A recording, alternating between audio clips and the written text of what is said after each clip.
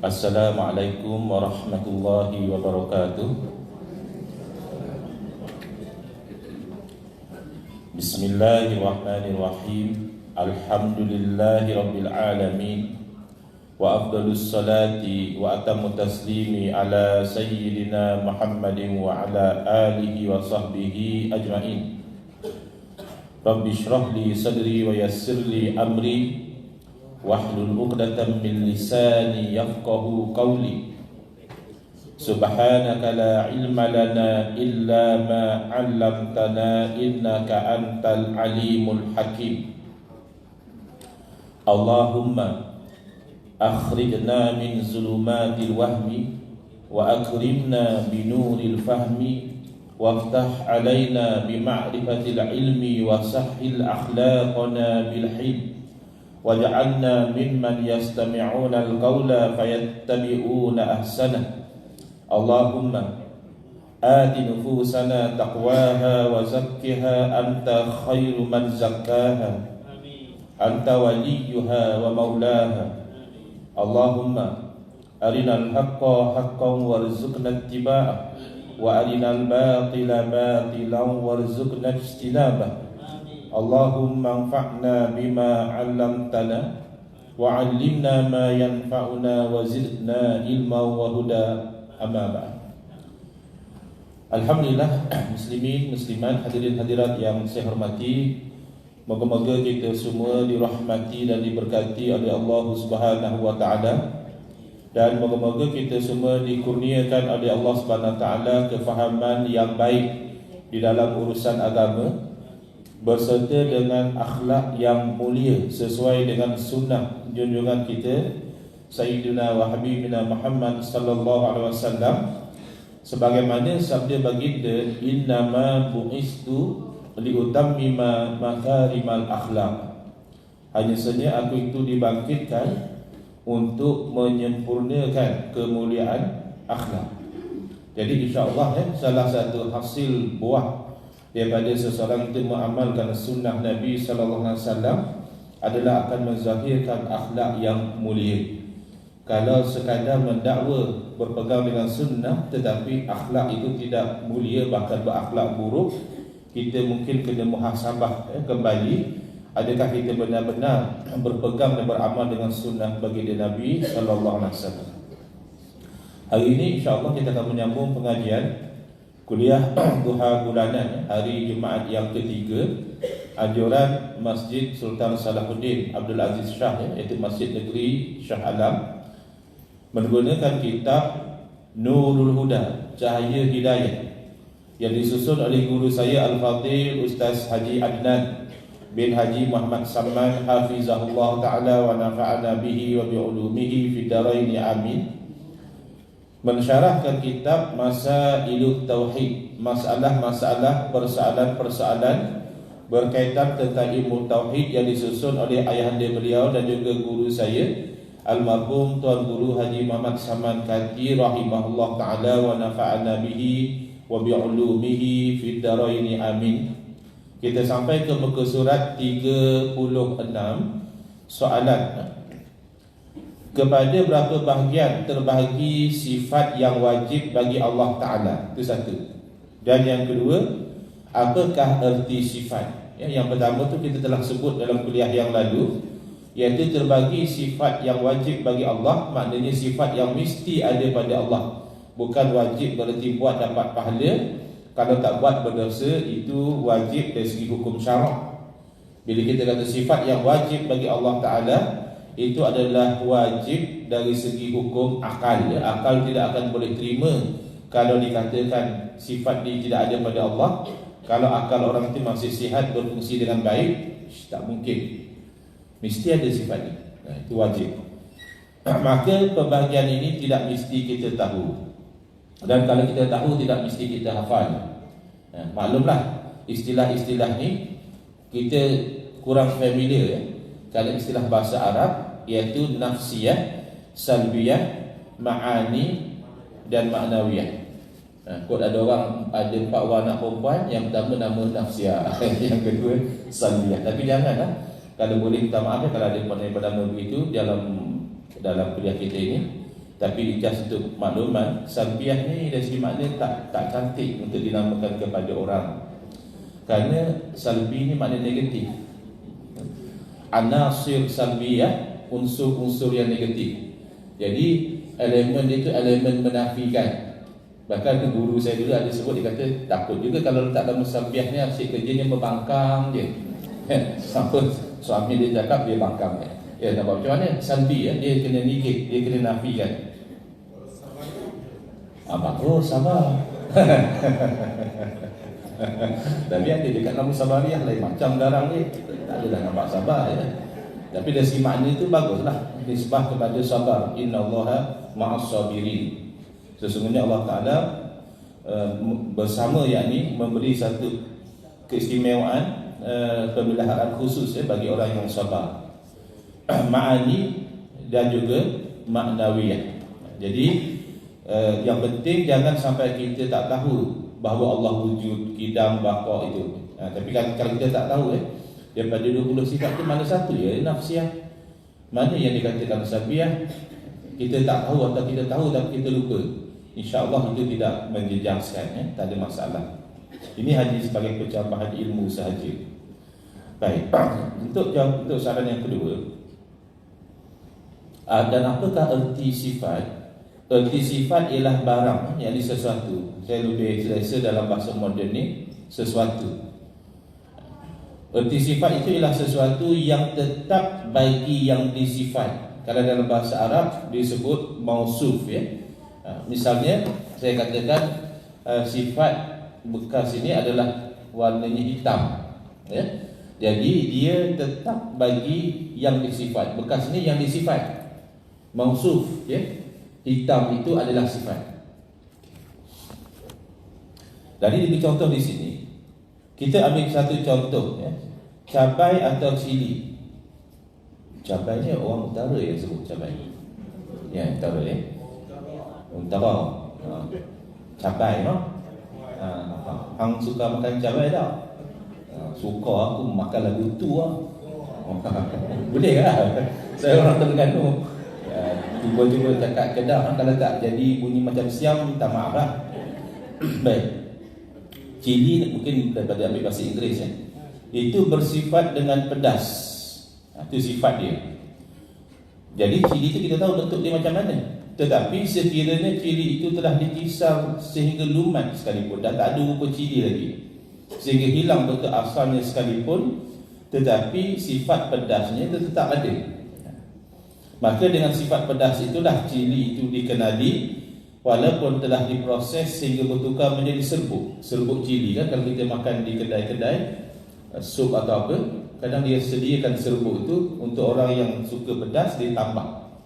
Jadi sifat pedas itu masih ada, walaupun diri cili itu dah berubah bentuk dia, kerana dia berdiri pada diri dia, bukan pada bentuk ya. Bentuk itu berubah tak apa, tapi asalkan dia cili, sifat dia adalah pedas. Tetapi sifat sifat makhluk ni dia boleh hilang sebenarnya. Even cili pun kalau kita mungkin proses dia, jeruk dia lama-lama kadang-kadang dah tak pedas dah. Dah hilang ya. Dah hilang atau dah kurang pedas dia. Ini kita bila bincangkan sifat itu nisbah kepada makhluk. Tetapi kalau kita bincang sifat Allah, tidak mungkin sifat Allah hilang. Sifat Allah tu dia qadim dan baqa. Dia tidak ada permulaan dan dia tidak ada perakhiran. Sifat makhluk dia ada permulaan dan ada perakhiran. Bahkan makhluk itu sendiri ada permulaan dan ada perakhiran. Baik. Jadi kita go one by one ya. Dah masuk secara detail lah. Tadi sebut saja 4. Sekarang nak tengok satu-satu. Di muka surat 37, kenyataan sifat nafsiyah. Soalan, apa makna nafsiyah? Dan nyatakan apa dia dan sebutkan lawannya, serta dirikan dalil atasnya. Jadi ada 4 permintaan tu dalam satu soalan. Pertama, dia minta kita beri makna. Nafsiyah tu makna apa? Dan yang kedua, dia minta kita sebut daripada sifat 20 tu yang mana nafsiyah. Yang ketiga, dia minta lawannya, makna the opposite of yang sifat tadi apa dia. Ya. Dan yang keempat, dia minta dirikan dalil atasnya. Kena ada dalil, ya. Jadi bab dalil saya nak bagi keterangan ringkas, ya. Sebab kebelakangan ini masyarakat jadi keliru apabila sebahagian ustaz bercakap tentang dalil tetapi dia tak perincikan. Jadi, ni mana dalil? Saya tak tahu. Macam mana kamu beramal tak tahu dalil?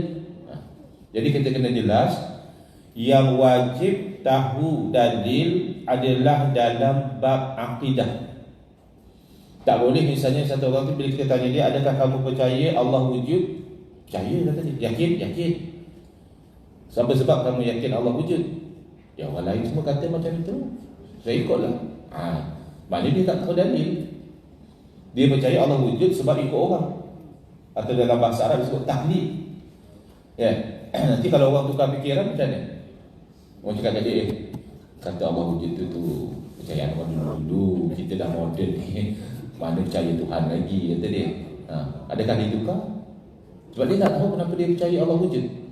Makanya dalam akidah haram tak tahu dalil. Bahkan sebahagian ulama kata tidak sah iman kalau tak tahu dalil. Itu risiko besar kalau sampai tak sah iman. Tapi ada yang ramainya mengatakan sah lagi, ya, asalkan akidah dia betul, tak salah, asalkan akidah dia itu yakin, tak ragu-ragu. Kalaupun dia tak tahu dalil, masih sah tapi berdosa. Jadi tak selesa lah. Kita ni berada pada posisi sama ada kafir, tak sah iman, ataupun berdosa. Tak boleh. Maka dalam bab akidah kena tahu dalil. Jenuh kalau macam tu, Ustaz nak kena tahu dalil. Kita bukannya fokus bab agama, kita bukannya ustazah, kita bukannya nak jadi profesor dalam bidang syariah. Kita orang awam saja. Kalau sampai nak suruh tahu dalil, jenuhlah kita, Ustaz. Jawapannya, dalil dalam akidah tak berat. Dalil dalam akidah ni basic sahaja. Sebagaimana satu orang yang melihat bahawa gelas di atas meja ini dan yakin ada orang yang buat gelas, maka dia lihat alam ini, dia yakin ada Allah yang menciptakan. Dalil lah tu. Cukuplah tu. Lepaslah.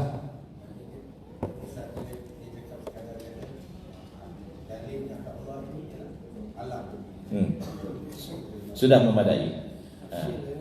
Itu secara kalau tafsir itu lebih bersistematik lah cara penghujah dia.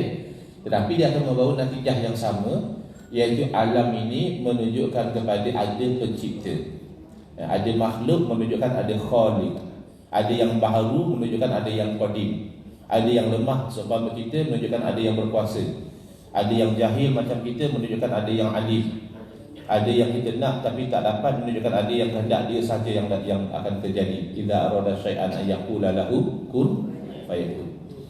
Jadi secara ijmal maka disebut oleh Tuan Haji tadi, bila orang tanya apa dalil ada Allah, dia jawab alam ini sudah memenuhi keperluan dalil dalam bab akidah. Adapun dalam bab fiqh, dalam bab beramal, ya, kita amal ni amal itu, bila orang tanya apa dalil kau baca tu, mana saya tahu, ustaz ngajar katanya baca macam itu. Ya. Teruk kamu ni, tak tahu dalil. Ya. Sebenarnya yang bercakap tu yang teruk. Kerana dia gagal membezakan posisi dua jenis manusia. Satu minority, satu majority. Minority of people, orang Islam lah, adalah mujtahid. Berarti dia ni boleh berinteraksi direct dengan Quran hadis, dia boleh gali hukum hakam. Untuk jadi mujtahid kena pakar tidak kurang daripada 15 cabang ilmu. Paling tidak bahasa Arab kena mantap. Kalau setakat anda, antum, itu belum, jauh sangat lagi. Ya. Jadi kena tahu juga ilmu nahwu, kena tahu juga ilmu balaghah, usul fiqh, kena tahu juga asbabun nuzul dan pelbagai ilmu hadis memang wajib tahu. Bukan setakat hadis 40. Bahkan wajib tahu hadis-hadis yang ratusan ribu itu, bagaimana kedudukannya, bagaimana kaitan dengan hukum. Sebab itu hatta pakar hadis pun tak semua jadi mujtahid dalam bab hukum. Itu pakar hadis. Kita pakar apa? Pakar di bidang lain lah. Kan mungkin ada yang pakar nuklear, ada yang pakar perubatan, tapi bukan pakar dalam bidang yang sepatutnya untuk jadi mujtahid. Makanya minoriti orang inilah yang sudah memenuhi syarat mujtahid ini, maka dia haram bertaklid. Dia tak boleh ikut orang. Dia kena gali sendiri, kerana dia ada alat, apa yang dia faham dengan peralatan dia itulah kebenaran. Tiba-tiba dia tinggalkan kebenaran di sisi dia untuk ikut orang lain, tak boleh. Tapi kalau salah macam mana? Tak apa. Salah pun dah dapat jaminan. Idza ijtahada al-hakimu fa asaba falahu ajrani wa idza ijtahada fa akhta'a falahu ajrun wahidun, atau kama qala sallallahu alaihi wasallam. Apabila seorang hakim, seorang mujtahid itu berijtihad, kena betul ijtihad dia dengan yang sebenar, dapat 2 pahala. Dan bila seorang hakim, seorang mujtahid berijtihad, tiba-tiba salah ijtihad dia, dapat 1 pahala. Yang ni Ustaz, mujtahid itu adalah seorang individu, bukan kata macam majlis fatwa tu. Ini pun berijtihad juga, macam MCU baru ni sembahyang Jumaat 6 orang. Ada perbezaan tak Ustaz? Baik, soalannya adalah mujtahid ini adakah seorang individu ataupun ianya macam satu jawatan kuasa fatwa atau majlis fatwa yang membuat sesuatu fatwa macam dalam isu PKP baru ini begitu begini. Baik, jawapannya adalah mujtahid itu dia melihat kepada individu. Jadi individu ini memenuhi syarat mujtahid, boleh ijtihad. Misalnya Imam Syafi'i rahimahullah ta'ala dinilai oleh mujtahid yang lain bahawa beliau telah memenuhi syarat ijtihad pada usia beliau 15 tahun. 15 tahun Imam Syafi'i sudah disuruh berfatwa oleh ulama. Jangan macam kita ada akaun Facebook terus jadi mufti kan. Rasa saya gini, rasa saya haram, rasa saya banyak. Bab agama boleh tak boleh pakai rasa. Yang boleh pakai rasa adalah master chef. Kan bab memasak dia rasa ni kurang sedap, kurang masin, kurang apa. Okey, bab memasak okey pakai rasa. Bab agama tidak boleh. Maka bila orang itu mujtahid di zaman dahulu lah, dia berfatwa. Bila jadi fatwa dia itu sama dengan semua fatwa ulama yang lain, itu namanya ijma'. Boleh jadi fatwa dia begini, fatwa ulama lain berbeza. Bayangkan Imam Syafi'i rahimahullah ta'ala murid pada Imam Malik. Imam Malik yang bagi approval, kamu dah boleh berfatwa. Ada saja fatwa Imam Syafi'i berbeza dengan Imam Malik.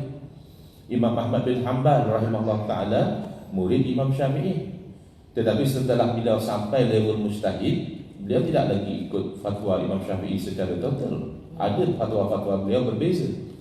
Jadi itu biasa. Kemudian di zaman kita, bukan di zaman kita sahaja sebenarnya, bermula daripada kurun keempat hijrah, para ulama memahati, mereka mengatakan sudah tidak ada di zaman kita ini mujtahid. Maksudnya mujtahid mutlak, mustahil macam Imam Syafi'i, Imam Ahmad bin Hanbal, fuqaha us-sab'ah, sahabat-sahabat Nabi. Yang level mujtahid mutlak tak ada dah. Tapi macam mana nak buat hukum? Dah mujtahid dah tak ada. Ada, tapi mujtahid yang level ke seterusnya mujtahid muntasib. Dia mujtahid, dia alim, ratusan ribu hadis dalam dada dia.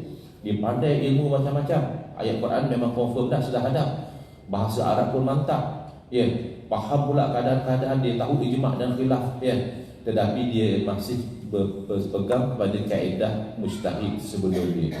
Bagi inilah mujtahid selevel murid-murid Imam Syafi'i, murid-murid Imam Abu Hanifah. Mereka dah mujtahid, tapi mereka Syafi'i, Hanafi, Maliki, Hanbali misalnya. Lalu tibalah ke zaman kita ini, yang mana nak dapat level mujtahid fatwa pun mungkin tak mampu, kerana kurang alat dia. Tapi terpaksa juga buat hukum. Berlaku benda baru macam MCO baru ni. Kalau nak keluar sembahyang awal-awal kan, nak keluar sembahyang jemaah, sepatutnya itulah tuntutan agama. Tapi ada kebimbangan kalau dibiarkan sembahyang jemaah macam biasa, nanti merebak lagi teruk. Habis boleh ke kita cakap ke orang jangan ambil datang sembahyang jemaah? Sembahyang jemaah okey lagi. Boleh ke kita cakap ke orang jangan datang sembahyang jemaah? Nak kena buat putusan tak? Maka adalah dikatakan orang yang terpaksa mengeluarkan fatwa kerana darurat. Dialah yang paling mampu. Dia sebenarnya bukan mujtahid. Dia hanya menahkolkan fatwa. Jadi fatwa ulama sedia ada, dia kumpul-kumpul, dia tengok, oh, keadaan kita sekarang ni sama lah macam ulama dulu fatwa. Dalam keadaan macam ni, ulama benarkan ditinggalkan solat jemaah. Dalam keadaan macam ni, jadi ini mudarat lebih besar lagi. Jadi terpaksalah juga mereka mengeluarkan fatwa walaupun asalnya hanya boleh dikeluarkan oleh mujtahid. Jadi lebih ramai yang berbincang, maka lebih selesalah bahawa fatwa mereka itu tak salah. Macam orang putih katalah, two heads are better than one secara umum. Jadi daripada seorang mungkin dia terlepas pandang sudut ni, tapi ada beberapa orang pakar yang ni dia mahir ilmu hadis, ni mahir ilmu fiqh, ni mahir tafsir, ni mahir apa. Mereka berbincang, akhirnya mereka mengeluarkan satu fatwa. Itu kedudukannya. Asalnya mujtahid adalah individu. Kemudian majoriti orang Islam adalah yang satu lagi, iaitu muqallid. Orang yang tak mampu berinteraksi direct dengan dalil. Komen dah kita Ustaz? Tak. Zaman sahabat tu ada dalam 120,000 kurang lebih lah, yang boleh ijtihad dan gali direct pada Quran hadis dalam sekitar 20 orang. Jadi the vast majority of companions pun are not in the group of mujtahid. Maka tak heranlah the vast majority of people in our time dalam bab fiqh bukan mujtahid. Maka membebankan mereka dengan dalil, itu adalah tidak bijak. Tapi kalau mereka nak tahu dalil untuk sebagai pengetahuan, supaya lebih yakin, Ustaz, saya beramal macam ni, boleh tak saya tahu apa dalil? Itu bagus. Itu kan pencambahan ilmu. Dan kita lebih terbuka. Rupanya mazhab kita ini sebab macam ni. Kadang kita tak tahu, kita marah. Apalah mazhab Syafi'i ini menyusahkan, asal sentuh batal, asal sentuh batal. Kalau kan mazhab lain, kalau syahwat baru batal, tak nak menunggu syahwat pula. Kenapa tadi sebut ada syahwat ke tak ada syahwat? Tapi yang penting masing-masing itu ada dalil. Yang kata batal bersentuh lelaki perempuan ada dalil. Yang kata kalau bersentuh semata-mata tidak batal kecuali ada syahwat pun ada dalil. Yang kata bersentuh sahaja tidak batal, syahwat ke tak syahwat, yang penting tidak sampai jima, itu pun masing-masing ada dalil. Jadi tahu dalil tak masalah. Tapi memaksa orang awam yang bukan mujtahid untuk mesti tahu dalil sebelum beramal, itu tidak bijak. Kerana fatwa ulama untuk orang awam itu sudah umpama dalil bagi dia. Dia hanya mampu tahu mengaji dalam bab sembahyang ni macam mana, apa yang saya kena baca, apa rukun, apa syarat. Tapi dia tak tahu pun dalil kenapa tu jadi rukun, hadisnya yang mana. Dia tak tahu pun dalil kenapa tangan diangkat ke situ, kenapa tak angkat ke sini, kenapa tak angkat ke situ. Dia tak tahu. Ulama tahu. Cuma dia belajar angkat tangan takbir, kedudukannya lebih kurang begini, sama dengan bahu dan sebagainya. Dia hanya belajar itu saja. Jadi fatwa ulama mujtahid nisbah kepada orang yang muqallid, orang biasa yang tak mujtahid, sudah seumpama dalil dah. Yang kita tak mahu macam mana? Kenapa kau sembahyang macam tu? Tahulah, aku tengok ke masjid orang sembahyang macam tu, aku tiru lah kan. Jadi dapat dekat kita sembahyang sebelah orang was-was, masalah. Saya masa kecil dulu jadi macam tu. Saya takbir Allah Akbar, Rasulullah takbir Allah Akbar, lepas dia takbir lagi. Ini bukan hari raya, tapi kita dah was-was, memang kena takbir banyak kali. Padahal sebab kita budak-budak lagi, kita tak tahu bahawa dia takbir banyak kali itu kerana was-was dia. Jadi yang macam tu tak nak. Kita buat sesuatu tu hanya tiru orang. Nampak orang bagi salam, Assalamualaikum warahmatullahi, Assalamualaikum warahmatullahi. Kamu yang tunduk dulu ni Jepun ke apa? Tak, saya nampak memang orang sembahyang dia akan tunduk dulu. Tak ada. Itu dalam cara bagi salam tak perlu tunduk. Bagi salam bagi saja, cuma caranya Assalamualaikum tu kita masih tidak berpaling. Kalau tak berpaling langsung pun sah. Kod ada orang dia tengah sembahyang, dia perasan ada kawan nak minta hutang. Nak kena salam, dia datang dekat. Jadi dia pun Assalamualaikum warahmatullahi, Assalamualaikum warahmatullahi. Boom tu lagi. Supaya kawan tu tak perasan dia dah habis solat. Sembahyang sah lah, kerana berpaling tu sunat. Yang wajib adalah bagi salam pertama. Tapi cara dia untuk lebih sempurna, masa Assalamualaikum muka masih menghadap kiblat. Warahmatullah baru berbanding. Assalamualaikum warahmatullah. Assalamualaikum warahmatullah. Itu yang lebih sempurna lah. Jadi dalam bab fiqh secara rumusannya, majoriti orang Islam tak wajib tahu dalil. Yang wajib dia belajar tahu hukum yang dia taklid daripada ulama yang tahu dalil. Dalam bab akidah mesti tahu dalil, tapi dalil umum sudah memadai. Baik. Makanya ditanya, seterdirikan dalil yang menunjukkan kepada sifat nafsiyah tadi. Jawapan, makna nafsiyah itu ialah hal kelakuannya yang sabit, yang mesti ada bagi zat selama ada zat. Kenapa disebut hal? Kerana ada juga sifat yang dia itu seperti sifat ma'ani. Dia bukan sifat yang sekadar sabit, bahkan dia sifat yang maujud, memang ada. Keliru bab inilah menyebabkan ada orang yang anti kepada pengajian sifat 20 ni. Dia kata golongan Asy'ariyah yang belajar sifat 20 ni, dia pun ni tak ada Tuhan. Satu. Ataupun paling-paling dia kata Tuhan mereka ni antara ada dan tiada. Tuhan Asy'ariyah tu majoriti umat Islam. Kita jangan lupa, the vast majority of Muslims adalah Asy'ariyah. Bahkan the vast majority of scholars, ahli hadis kah, ahli tafsir kah, ahli fiqh kah, ahli usul fiqh kah, ya, bahkan ahli bahasa dan ahli sejarah adalah Asy'ariyah. Bila dia kata Asy'ariyah tak ada Tuhan, maknanya dia mengkafirkan majoriti umat Islam. Wajib dia taubat. Kerana dia mengatakan Asy'ariyah berpegang Tuhan itu antara ada dan tiada, dia telah memfitnah. Sedangkan siapa yang belajar sifat 20 yang paling basic lah kan. Okay, cuba kamu sebut sifat 20. Wujud, qidam. Bukan yang pertama wujud. Yang pertama dia sebut wujud, bukan bainal wujud wal adam, bukan antara ada dan tiada, tidak. Mesti sifat yang pertama wujud. Cuma membincangkan wujud ni, wujud ni sifat ke benda tu sendiri. Itu je bincang dia. Adapun Allah wujud pasti, bahkan wajibul wujud, bukan macam kita. Kita wujud atau tidak? Tempat wujud ke tidak? Wujud ke tidak? Jangan macam tu fikir pula. Wujud ke tidak? Tu kena pergi berobat dah kalau sampai macam tu. Ya, wujud. Tapi kita jaizul wujud. Kita harus wujud. Maknanya kalau kita ni memang dah wujud, kita wujud dah. Kita ambil contoh harus wujud tu, misalnya anak kita baru kahwin minggu lepas. Jadi kita ni anak sulung, kan? Akan ada dapat cucu tak lepas ni? Mungkin. Tapi ada je orang kahwin tak dapat anak. Maka kalau anak kita kahwin dan tak dapat anak, kita pun dapat cucu. Maka kewujudan cucu kita itu kan jaiz. Boleh jadi wujud, boleh jadi tak wujud. Tapi Allah wajibul wujud. Mesti ada. Tak ada kemungkinan Allah tak wujud, tak mungkin. Ya, jadi yang dia tak faham adalah bila orang bincang sifat wujud tu, dia adakah sifat ataupun benda tu sendiri? Kerana kalau kita kata sifat lain, okey, contohnya macam tadilah cili kan.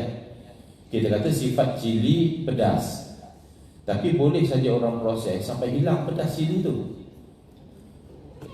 Tetapi kalau sifat wujud cili, kalau kita kata cili tak wujud, ada tak cili?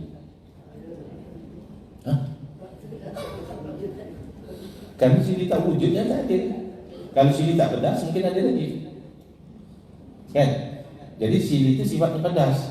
Kalau diproses hingga hilang pedas dia, cili lagi ke tidak? Dia masih cili, tapi cili yang tak pedas. Tapi kalau kita kata dah hilang sifat wujud cili itu, adanya tak cili? Makanya ulama berbincang, maka kalau wujud itu sepertinya dia bukan sifat.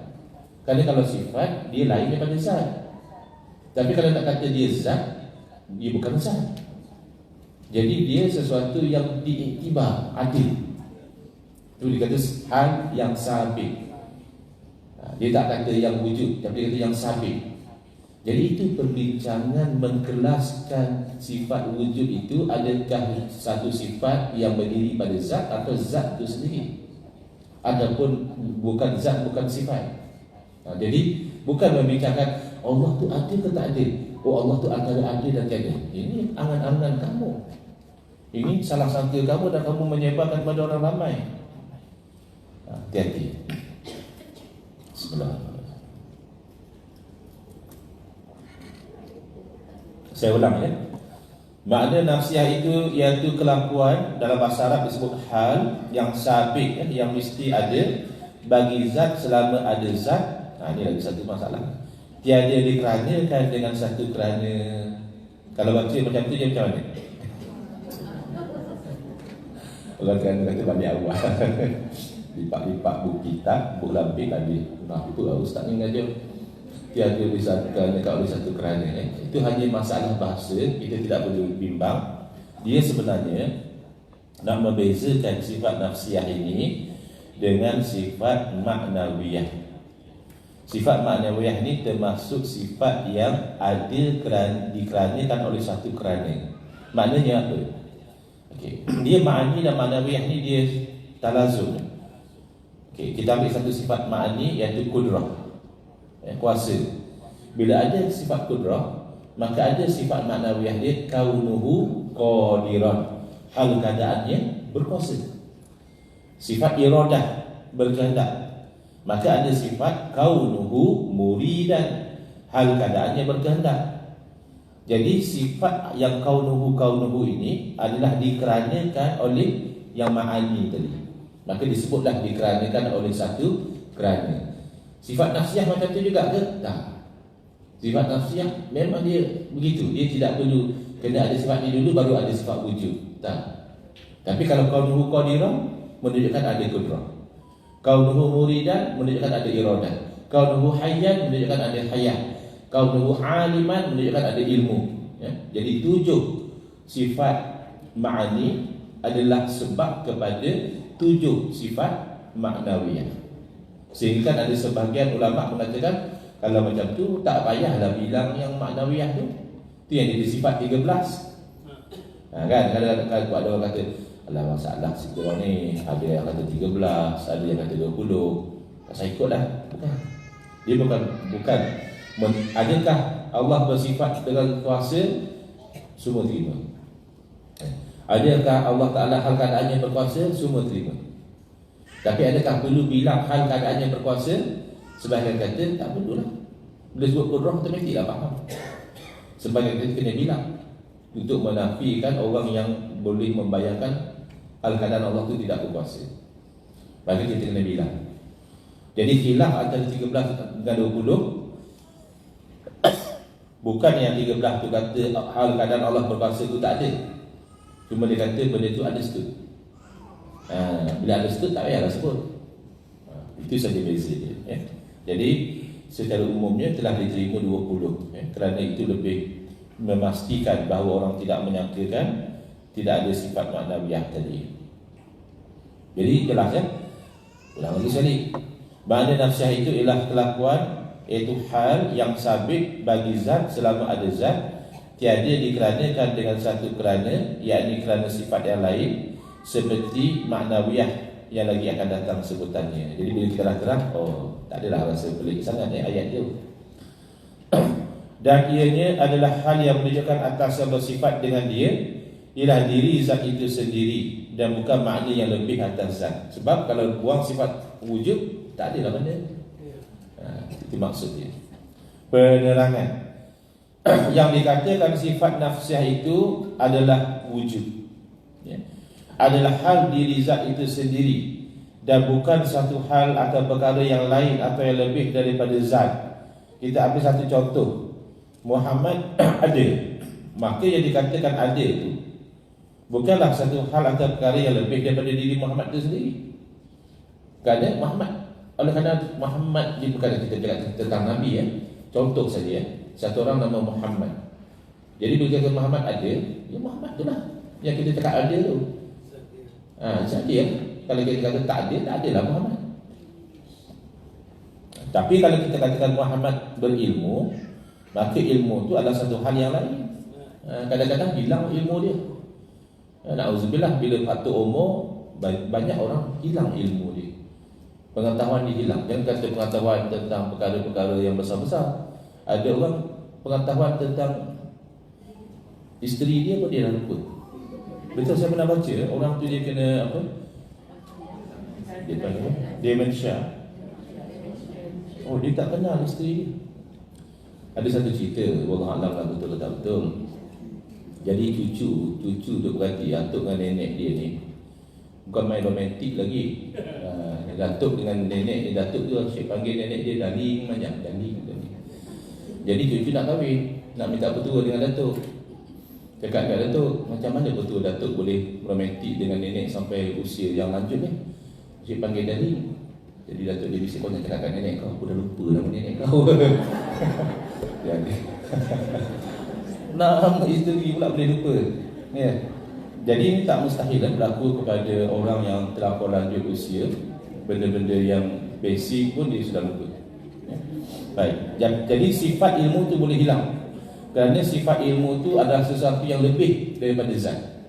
Tetapi kalau ada, kalau hilang sifat aja, tak adalah zat. Ya. Kalau ada sifat aja, adalah zat. Jadi sebab tu dia kata bukan sesuatu yang lebih. Adapun yang dikatakan sifat nafsiyah ialah wujud. Sebab dia kata tadi kan, dan nyatakan apa dia. Dia nyatakan kat sini, nafsiyah adalah wujud. Kerana dia kata lagi, apa makna dia? Itu maknanya ada. Dan dia kata sebutkan lawannya. Apa lawan daripada wujud? Iaitu tiada. Lawan di sini maknanya opposite ya. Maka tiada itu mustahil atas Allah Ta'ala. Kalau makhluk tak ada, harus. Kalau Allah tak ada, mustahil. Macam mana boleh kata Asy'ariyah tak ada Tuhan? Kita bukan main lagi menekankan Allah wujud. Tak mungkin Allah tak wujud. Apa dalil Allah wujud? Senang hati kamu cakap Asy'ariyah tak ada Tuhan.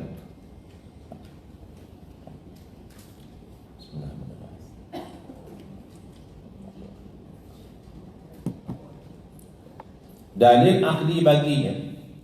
Ini dalil sifat wujud. Bahkan ini juga dalil sifat-sifat yang lain sebenarnya secara umum. Ilah sekalian makhluk ini daripada ada dan tiada, gerak dan diamnya. Ada tak ada makhluk ni menunjukkan pada ada Allah Ta'ala. Gerak dan diamnya makhluk menunjukkan ada Allah Ta'ala. Kenapa sampai macam itu? Sebab dia ada orang yang suka menimbulkan keraguan. Jadi kita terpaksa cover all angles. Kalau lawyer dia tahu lah, kenapa dokumen yang lawyer draft panjang sangat? Tak boleh ke buat ayat ringkas? Boleh. Tapi dia dah cuba nak cover all possibilities. Kalau buat ringkas lah, kalau berlaku satu benda di luar daripada yang aku cakap, mana dia argue lain pula. Kalau lawyer macam tu kan, ayat dia panjang-panjang. Baik. Kadang-kadang kalau cakap apa, ayat saya makan. Sebab lawyer dia pandai buat ayat macam tu. Baik, jadi kenapa? Soalan dia, apa sebab ada makhluk ini dan tiadanya itu menunjukkan atas ada Allah Ta'ala? Kalau ada makhluk, ada Allah, kita faham. Kalau makhluk tak ada pun membuktikan Allah ada, itu macam mana? Kerana apa? Kerana orang yang suka menimbulkan keraguan ni, bila ditanya pada kita, apa dalil, apa bukti Allah wujud? Kita jawab, adanya alam ini, bukti adanya Allah. Lalu dia tanya, habis kalau alam tak ada, dia Allah tak ada, macam mana? Jadi orang yang suka menimbulkan keraguan. Maka ulama daripada awal bagi tahu, ada atau tak ada alam, dua-dua itu bukti ada Allah.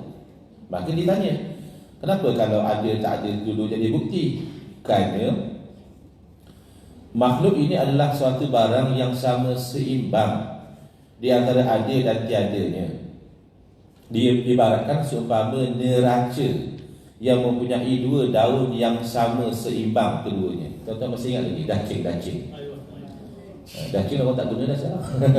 Orang guna yang apa? Yang ada jarum tu. Ada penimbang. Yang kalau guna pun buat logo parti ya. Itu masih gunalah sebagai logo. Tapi sebagai alat mungkin jarang, kalau ada pun sudah jarang digunakan ya. Jadi dacing tu kan asalnya dia dua apa? Piring dia di sini daun ya. Dua piring dia itu sama seimbang asalnya. Tapi akan jadi berat dengan sesuatu.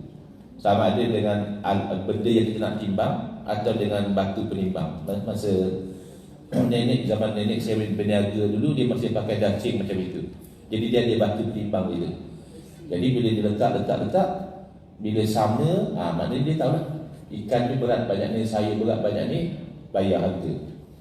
Okey. Siapa ingat? Sama-sama tua lah kita. Kalau dia masih muda tak ada, dia tak tahu dia. Tak biasa tengok. Baik, jadi benda yang asalnya sama seimbang, kan dia tidak akan berat dengan sendiri. Dia akan berat dengan sayur ke, dengan batu penimbang ke. Berat dengan sendiri itu mustahil, ya.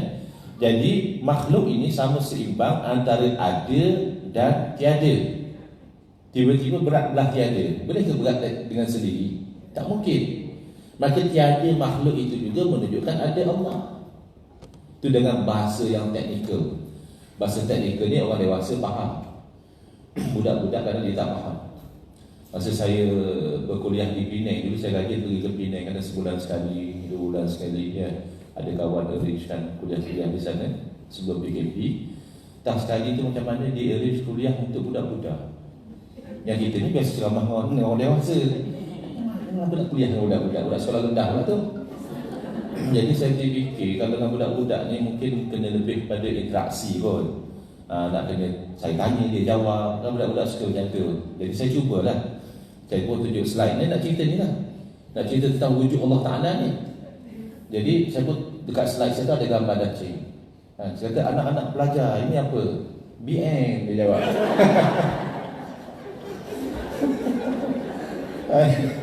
Ini nak salahkan, salah saya. Siapa tanya kan? Tanya dia orang jawab. Saya cakap ni bukan BN, ini dacing. Ada lagi BN sekarang? Ada ya? Dacing lah yang tak digunakan. BN masih ada. Baik. Jadi itu dengan bahasa teknikal, dengan bahasa yang mudah macam ni. Saya kembali kepada contoh tadi, ya. Bila anak kita baru kahwin, maka kemungkinan untuk kita dapat cucu tu asalnya adalah sama seimbang. Boleh jadi dapat cucu, boleh jadi tak dapat cucu. Nauzubillah, takdirnya tak dapat. Bertahun-tahun kahwin tak dapat, bertahun-tahun kahwin tak dapat, berobat cara kampung, cara bandar tak dapat, ya. Akhirnya sampai anak kita meninggal pun tak dapat anak. Maka tentulah ada yang menentukan tak dapat tu. Padahal anak tu nak usaha macam-macam kan, berobat lah, ini sambut bayar apa kan. Apa teknik apa tu? IVF stand for apa-apa je lah ya. Mahal lah, saya difahamkan mahal dan tak jamin jadi.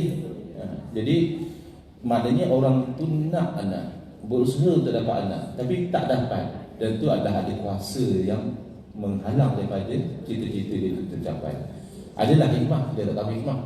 Jadi nak tak nak orang yang dapat anak bersyukur, yang tak dapat anak kena sabar dan redha. Kerana masing-masing itu ada ketentuan dia. Anak angkat.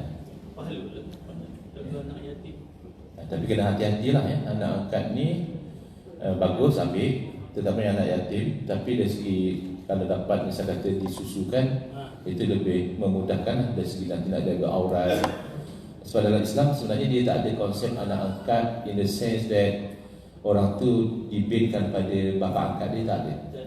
Dia mesti maintain bin bapa asal dia. Tapi kalau konsep anak angkat tu maksudnya anak orang lain kita ambil, kita bela, kita jaga, kita bagi makanan, kita bagi pelajaran, itu bagus. Lebih-lebih lagi kalau anak yatim, kita bagi kafilul yatim, orang yang menanggung belanja anak yatim. Itu Nabi SAW memberitahu hakaza, hakaza macam ni dengan saya pada hari kiamat. Maknanya mempunyai kedudukan yang tinggi, mengambil anak yatim sebagai anak angkat. Tapi itu bin tak boleh, dilarang. Susu jadi anak susu, tapi bin tak boleh tukar. Dia anak susu ni, dia menyebabkan mahramiah, dia jadi hubungan mahram. Tapi dia tidak mensampaikan nasab macam kita kata boleh dapat pewarisan ke apa, tak ada.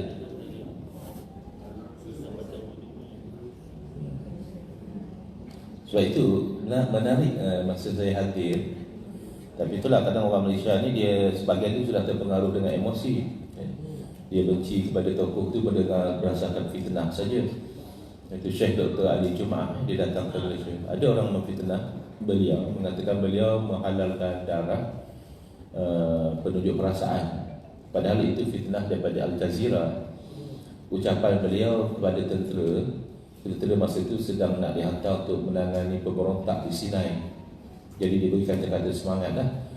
Jadi dikombinkan video itu dengan kejadian tembak-menembak di dataran apa tu, yang penunjuk perasaan sampai mati, memberi gambaran seolah-olahnya kata-kata Syekh Dr. Ali Jumaah itu adalah menghalalkan darah penunjuk perasaan.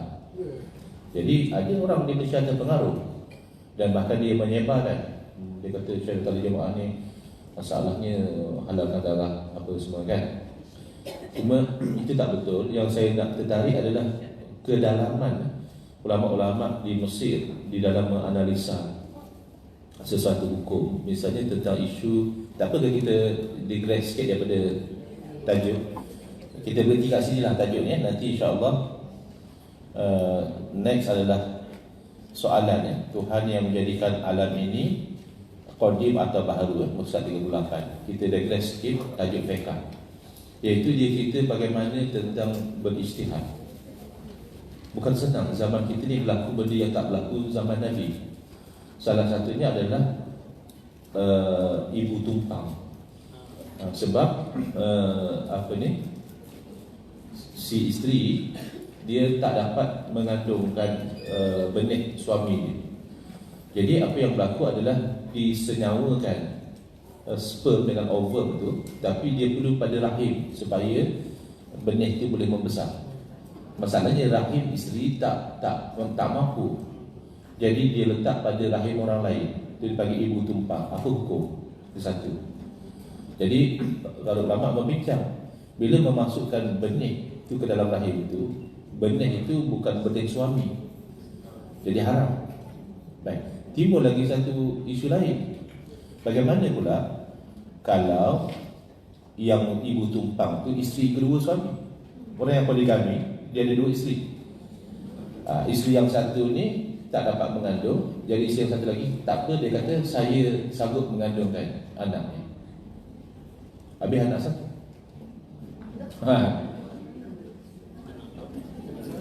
Anak suami memang, tapi anak ibu yang mana? Anak ibu yang punya ovum ke anak ibu tumpang untuk pewarisan dan sebagainya. Jadi di situ dibezakan dari segi mahramiyah, dari segi keharaman aurat dan sebagainya, itu sabit pada ibu yang punya ovum. Sebab hujahnya adalah kalau setakat baby tu minum susu 5 kali pun sabit mahramiyah dia, apatah lagi kalau baby itu asal daripada ovum dia.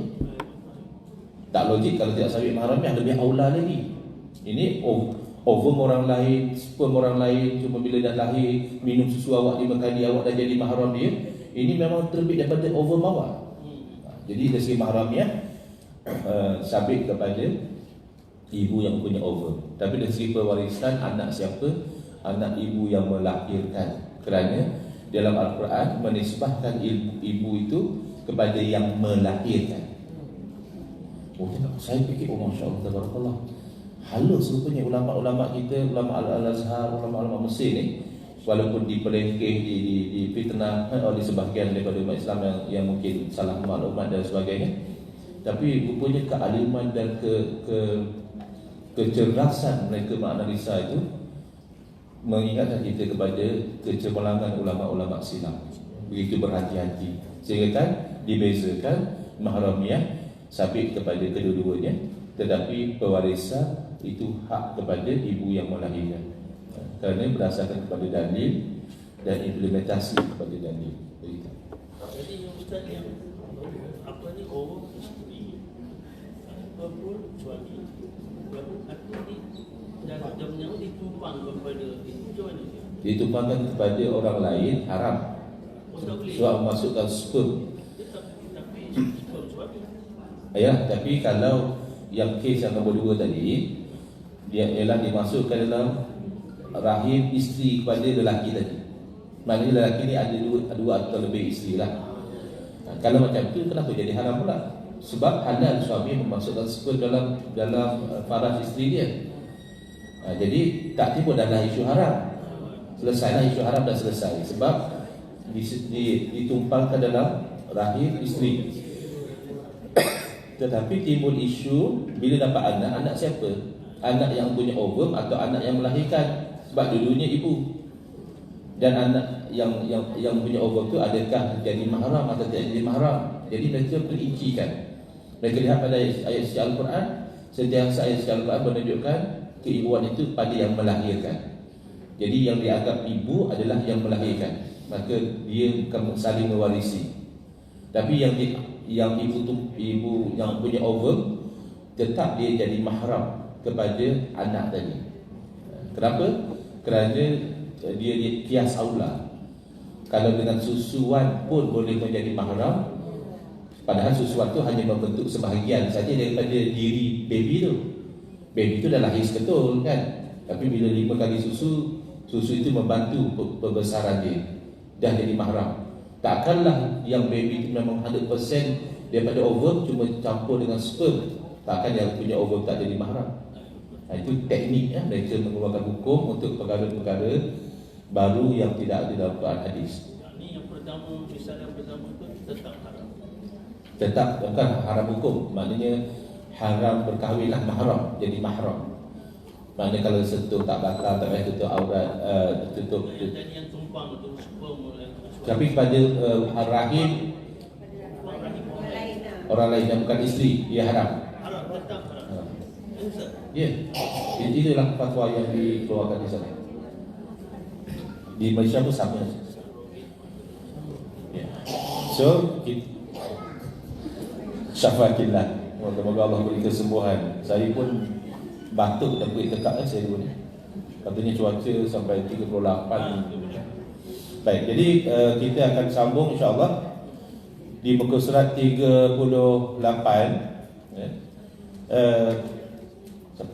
Bulan depan saya pun tak pasti ya, sebab saya ini sebenarnya sedang menunggu-nunggu keputusan boleh pergi haji ke tidak. Sebab ini bukan visa yang biasa, dia panggil visa mujamalah. Tahun ni agak lambat untuk dapat tahu mujamalah. Jadi kalau dapat, saya mungkin tak tahulah, tengok tarikh itu sempat tak sempat kuliah. Apa pun mohon doa lah daripada semua. Moga-moga Allah Ta'ala memudahkan urusan, dan kalau dapat moga-moga Allah kurniakan haji yang mabrur lah. Bismillahirrahmanirrahim. Alhamdulillahirabbil alamin. Wassalatu wassalamu ala asyrafil anbiya'i wal mursalin wa ala alihi wa sahbihi ajma'in. Allahumma shrah sudurana wa ahsin akhlaqana wa azim ujurana wa nawwir qulubana bi nuri hidayatika kama la tarda bi nuri syamsika abadan abada bi rahmatika ya arhamar rahimin.